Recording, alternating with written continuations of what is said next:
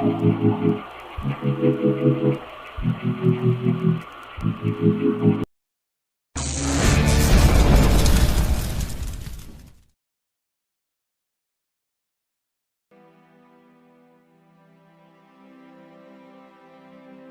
dalam kitab Fadailul Khamsah min Sihahis Sittah juz 2 halaman 261.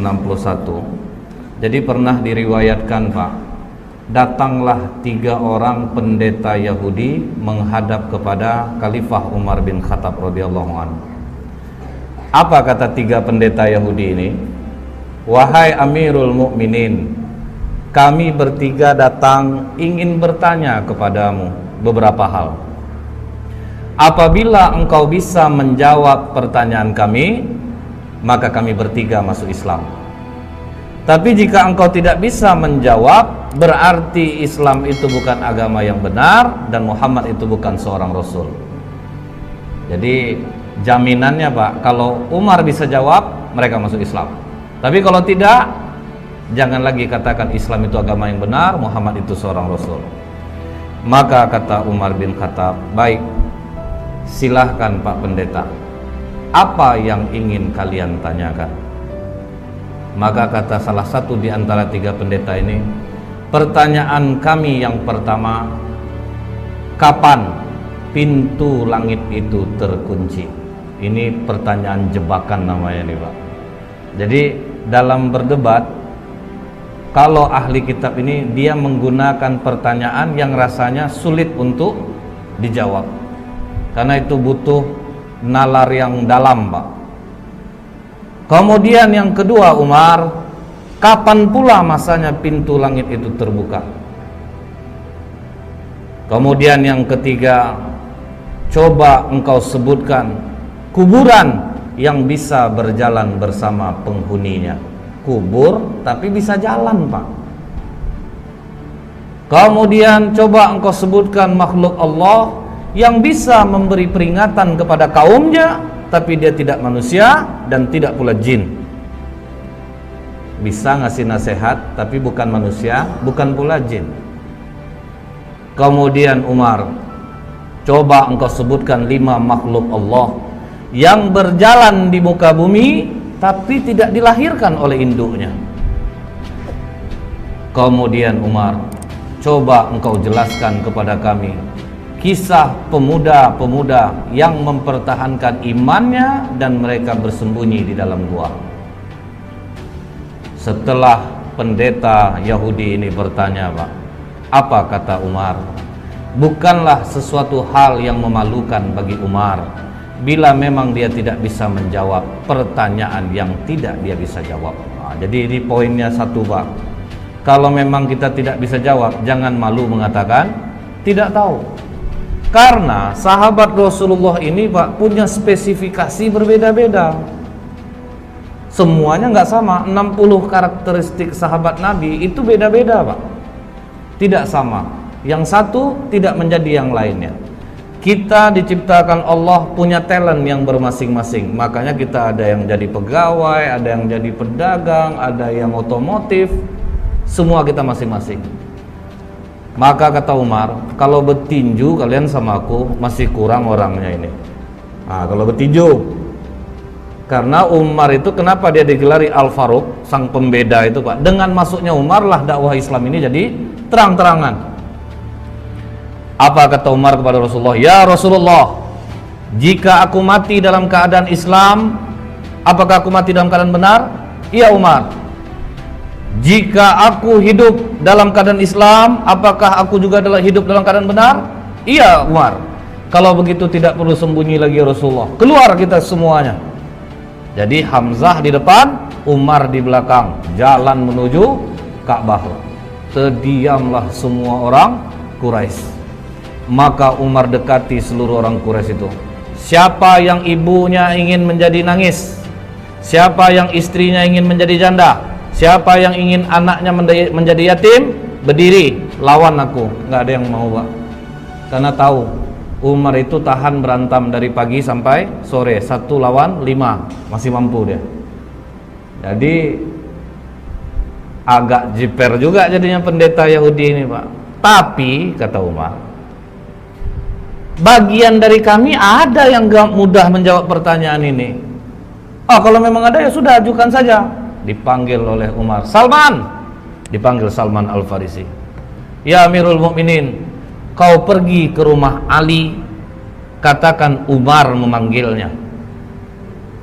Maka Salman langsung lari ke tempat Ali bin Abi Thalib. Wahai Ali, Umar memanggilmu. Ada 3 orang pendeta Yahudi mendebatnya. Begitu Umar memanggilnya, dalam riwayat ini disebutkan dia ambil burdahnya, dia sandang selendangnya, dia pergi ke tempat Umar bin Khattab yang waktu itu masih duduk 3 orang pendeta ini. Ada apa Amirul Mukminin? Ini Ali, 3 pendeta ini mempertanyakan beberapa hal. Kalau bisa dijawab, mereka masuk Islam. Tapi kalau tidak bisa jawab, katanya jangan lagi kowar-kowar Muhammad itu seorang Rasul dan Islam itu agama yang benar. Maka kata Ali, silahkan Pak Pendeta, coba diulangi lagi pertanyaannya. Maka kata pendeta ini, yang pertama Ali, kapan langit itu pintunya terkunci atau langit itu digembok oleh Allah, itu kapan? Maka kata Ali, asyirku billah, syirik kepada Allah. Jika kalian mempersekutukan Allah, seluruh amalan tidak naik ke langit. Itulah makna langit terkunci. Kemudian Ali, kapan pintu langit itu dibuka oleh Allah?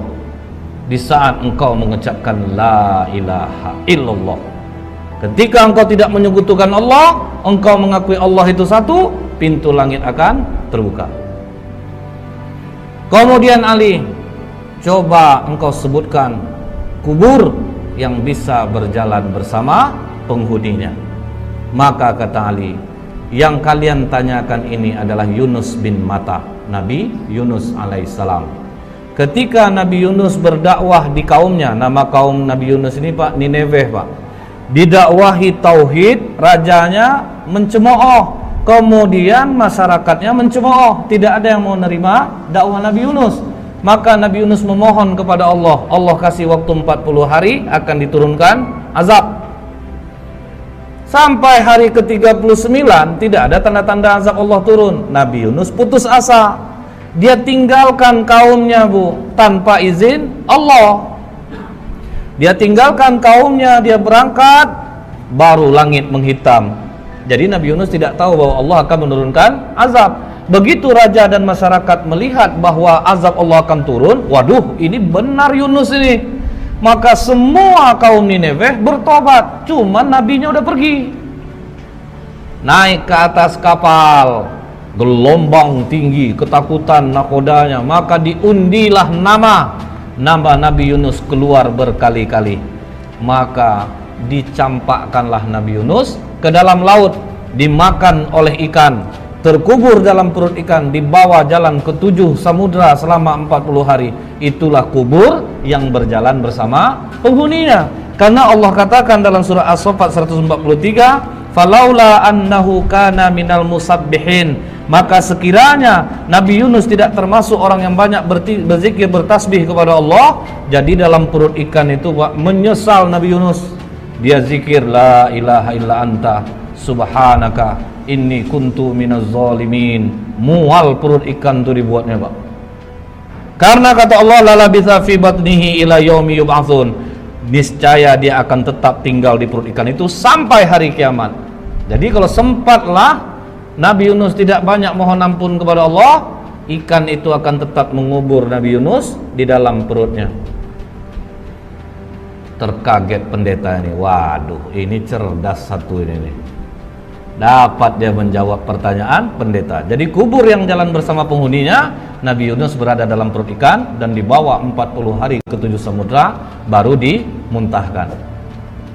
Baik Ali, kau benar. Kemudian Ali, coba engkau sebutkan makhluk Allah yang bisa memberi nasihat kepada kaumnya tetapi dia bukan manusia dan bukan pula jin.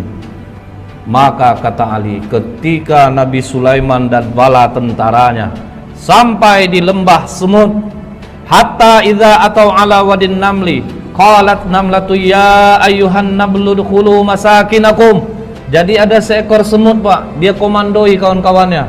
Wahai para semut, masuklah kalian ke dalam sarang-sarang kalian, karena la yahtimannakum Sulaimanu wa junuduh, nanti kalian akan terinjak oleh Sulaiman dan bala tentaranya. Nah, inilah makhluk Allah yang bisa memberi nasihat kepada kaumnya, tetapi dia bukan manusia dan bukan pula jin. Wah, terjawab lagi.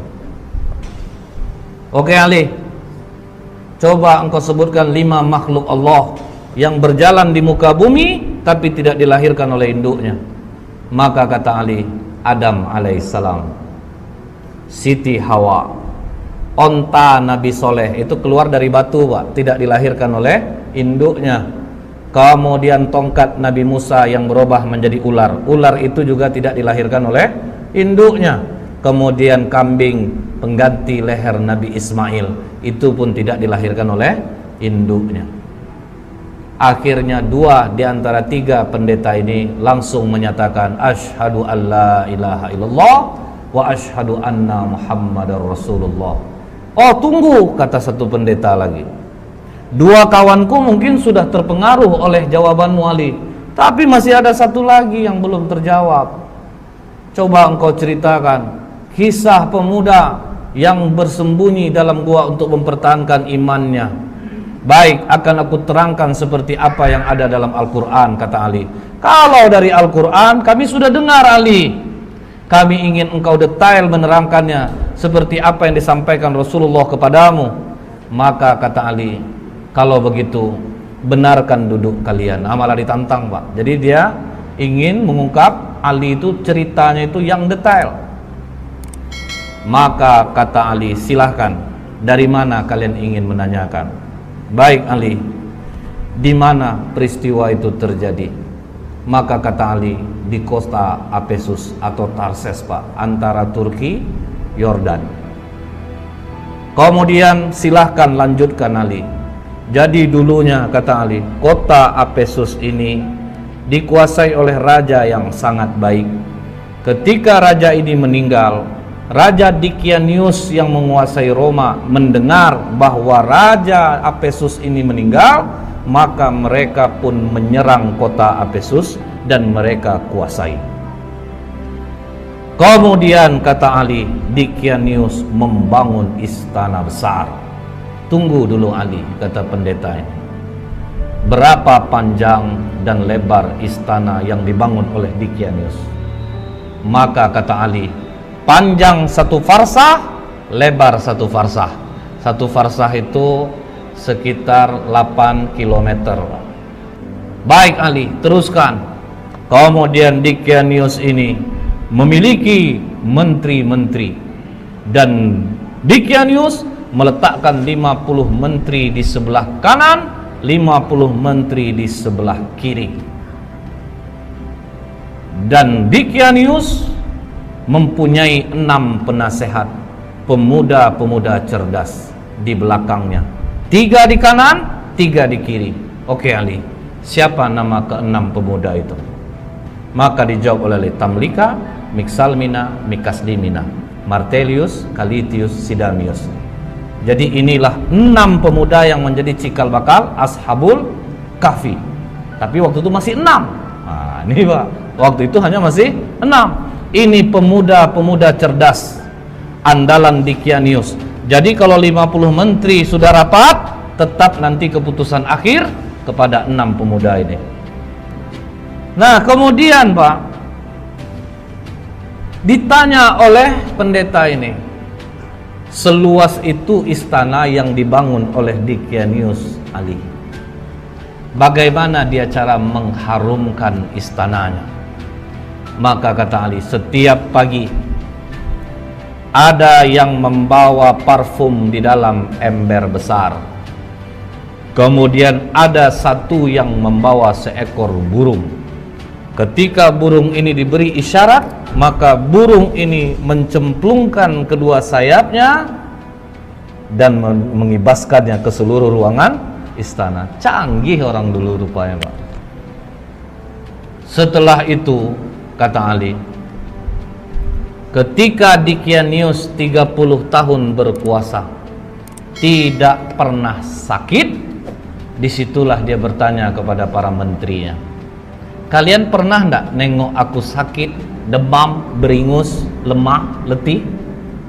Tidak pernah raja. Biasanya kalau yang enggak sakit-sakit ini siapa? Tuhan raja. Bersediakah kalian menyembahku? Bersedia raja. Pokoknya siapa yang mau menyembahku, aku berikan kehidupan yang baik. Pakaian dari sutra, kemewahan, kekayaan akan aku berikan. Begitu dikasih kekayaan, uang, fasilitas, masyarakat rela menyembah Dicanius. Mereka semua menyembah Dicanius. Tapi Pak, 6 pemuda yang di belakang Dicanius akhirnya rapat di rumah Tamlika. Dicanius mengaku dirinya Tuhan. Disuruhnya orang menyembah, orang pun menyembahnya. Sementara kalau dia Tuhan, kenapa harus kita yang memutuskan setiap permasalahan? Jadi menurutmu bagaimana Tamlika? Dia bukan Tuhan. Justru kita harus berpikir, langit tanpa tiang kok bisa tegak? Pasti ada yang menciptakannya. Hujan turun, bintang bercahaya. Dicanius saja dia masih merasa takut, dia juga tidur, dia juga lapar. Masa Tuhan punya kekurangan seperti itu? Jadi apa keputusanmu Tamlika? Kalian rela enggak tinggalkan kekayaan, jabatan, fasilitas ini? Kita lari dari sini. Kalau kita melawan tidak mungkin bisa. Kita lari dari sini untuk mencari Tuhannya langit dan bumi ini. Apakah kalian rela untuk miskin bersamaku? Kalian tinggalkan jabatan, kesenangan kalian, fasilitas ini? Kami rela Tamlika. Itu makanya dikatakan, siapa yang menghafal 10 ayat awal suratul Kahfi, maka dia akan terbebas dari godaan Dajjal. Karena apa Pak? Ini mengingatkan kita, waduh, ini pemuda-pemuda kaya, cerdas, rela kehilangan harta, jabatan untuk tauhid. Berani mereka tinggalkan. Akhirnya mereka pun pergi berenam diam-diam, dan semua harta ditinggalkan. Mereka sempat menjual kurma Pak. Kurma itu dijual sebanyak 3 dirham. Uang 3 dirham ini dibawalah lari. Cukup jauh mereka berjalan, sampailah mereka berjumpa dengan seorang pengembala yang memiliki seekor anjing. Dengan pengembala ini dikembalikannya lah gembalaan dia kepada tuannya, maka dia dan anjingnya ikutlah pemuda-pemuda kepercayaan raja tadi. Kemana mereka dibawa Ali? Dijawab oleh Ali, ke Bukit Naglus yang di bawahnya ada gua yang namanya Khemar. Maka begitu mereka mau masuk gua tersebut, sempat mereka mandi di mulut gua. Jadi mulut gua itu ada air terjunnya Pak. Jadi memang susah untuk diketahui orang. Sempat mereka mandi, masuk ke dalam, duduk, golek sana, golek sini, golek sana, sampai terang hari. Hari sudah pagi. Kita lapar. Siapa yang akan mencari makanan? Makanan hanya ada di tempat kerajaan. Berarti sangat jauh kita pergi berjalan ini. Siapa yang mau pergi? Karena Tamlika ketua rombongan. Biar aku yang ke sana. Hati-hati Tamlika, jangan sampai engkau tertangkap Dicanius. Begitu Tamlika keluar dari mulut gua, sudah mulai terkejut dia Pak, karena air terjunnya sudah tidak ada. Tapi terus dia bawa uang 3 dirham ini, jalan terus. Sampai di gerbang kota, mulai heran dia Pak. Kenapa berbeda betul kota ini? Apa aku salah masuk? Akhirnya masuk dia di tempat orang menjual roti. Begitu sampai di tempat orang jual roti, ditanya harga roti berapa? 1 dirham. Dia kasih uang dirhamnya. Begitu dia memberi uang dirhamnya, langsung ditahan tangannya oleh penjual roti. Kau menemukan barang kuno ya? Tidak. Itu uang biasa, uang aku dari hasil dari menjual kurma kemarin. Jangan bohong. Raja Abdurrahman hanya mengambil 5% dari barang kuno yang ditemukan. Tambah kaget Tamlika, Pak. Loh, nama rajanya kok beda? Bukankah raja di sini Dikianius? Oh, engkau telah menyebutkan nama raja zalim yang mati ratusan tahun yang dulu. Wah, tambah kacau Tamlika. Pokoknya kau harus menghadap kepada raja. Bingung juga dia, Pak. Oke, kita menghadap kepada raja. Begitu sampai di kerajaan, alangkah kagetnya Tamlika, ternyata rajanya memang tidak Dikianius. Dikatakan oleh tukang roti ini, "Raja, ini orang membeli roti kepadaku dengan menggunakan uang kuno. Jadi makanya aku bawa dia kemari. Tapi ini uang aku kemarin, Raja, bukan uang kuno." "Sudahlah," kata raja, "kami hanya mengambil 5% dari barang kuno yang ditemukan." "Tidak, Raja, ini uang baru kemarin." "Sudahlah, jangan berkelit," kata raja. "Aku tinggal di sini, Raja." Disebutkannya lah nama-nama orang yang dia kenal, Pak. Apa kata raja? "Sepertinya pikiranmu mulai terganggu. Nama-nama yang kau sebutkan itu nama-nama orang yang sudah lama mati, ya. Tapi betul, Raja, aku tinggal di sini, Raja. Aku masih ingat di mana rumahku." Maka kata raja, "Iringi dia. Kemana dia menunjukkan rumah, pergi kalian ke sana." Diiringilah oleh para tentara. Sampai di rumah yang dia tunjuk, diucapkan, dipanggil keluar orang tua yang sudah sangat tua renta. "Mengapa kalian datang kemari?" katanya kepada tentara raja ini. "Ini, Pak, pemuda ini mengaku dia tinggalnya di sini." "Siapa kau, anak muda?" Dijawab oleh Tamlika, "Aku Tamlika, putra Filistin." Langsung sujud kakek ini datuk moyangku. Inilah yang diceritakan oleh Isa alaihissalam. Pemuda-pemuda ini akan bangkit. Mereka mendiami gua. Makanya di kitab Injil ada ayat tentang Ashabul Kahfi, Seven Sleeper. Jadi ada, Pak. Maka hebohlah kota Efesus. Bangkit raja mengingat apa yang pernah disampaikan oleh Isa alaihissalam. Jadi rupanya sudah datang pula utusan Nabi, sudah berlalu pula masanya. Maka kata raja ini, bawa Tamlika, digendong di atas kuda, dihormati sampai di bawah bukit Naglus. Apa kata Tamlika? Jangan ada yang naik ke atas, karena nanti sahabat-sahabatku mengatakan Dikianiuslah yang mengejar dia. Jadi tunggu kalian di bawah, biar aku yang naik ke atas. Maka Tamlika naik ke atas, sampai dalam gua, bawa juga lah roti tadi. Silahkan makanlah kalian dulu. Apakah aman perjalananmu, Tamlika?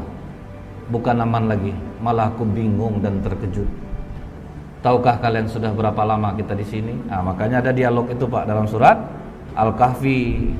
Fadarabna ala adhanihim fil kahfi sinina adada. Maka kami tutup telinga mereka dalam gua itu selama beberapa tahun. Kemudian kami bangunkan mereka agar kami mengetahui manakah di antara kedua golongan itu yang lebih tepat dalam menghitung dan berapa lamanya mereka tinggal di dalam. Jadi mereka mengatakan ada yang setengah hari, ada yang 1 hari. Maka kata Tamlika, tidak, kita berdiam di sini sudah lebih daripada 309 tahun. Mendengar itu, benarkah Tamlika? Iya, raja sudah berganti. Seorang nabi sudah diutus dan sudah berlalu. Mereka sekarang menunggu kita di bawah. Mari kita turun. Maka apa kata 5 orang kawannya lagi? Tamlika, Mixalmina, Mekaslimina, Martelius, Calitius, Sidamius. Jangan, Tamlika. Kita sudah melihat kebesaran Allah melindungi kita selama 300 tahun, seolah-olah kita baru saja semalam. Kita sudah diselamatkan Allah, kita bangun dan akhirnya kita tahu tentang keajaiban Allah. kita mohonkan kepada Allah untuk menutup pintu gua ini dari pandangan manusia, dan kita mohon kepada Allah untuk mengambil kita.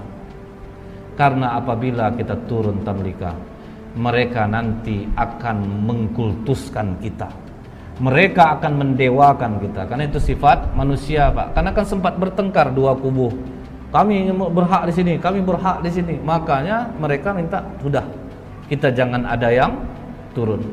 Akhirnya pintu gua itu ditutup dari pandangan manusia. Mereka pun tidak ada jelas riwayat mereka diambil Allah atau ada kuburannya pun tidak ada. Karena mereka minta kepada Allah, ambil kami, tutup gua ini dari penglihatan manusia. Seminggu raja berkeliling mencari, Pak, tidak ditemukan gua itu pada awalnya. Kalau sekarang sudah.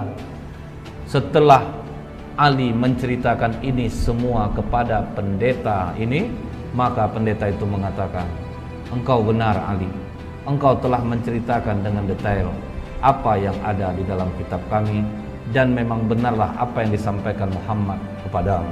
Maka pendeta yang terakhir ini pun masuk Islam jadinya, Pak, mengucapkan syahadat asyhadu alla ilaha illallah wa asyhadu anna muhammadar rasulullah. Jadi inilah dahsyatnya ketika kita memiliki ilmu, kita tidak gampang dibodohi. Ketika kita memiliki ilmu, makin tinggi ilmu, Pak, berdebatnya mesti makin pelan. Tapi yang membuat orang besar-besar suara itu, Pak, karena nggak bisa dia mencari dasarnya, sehingga dia harus berkeras-keras.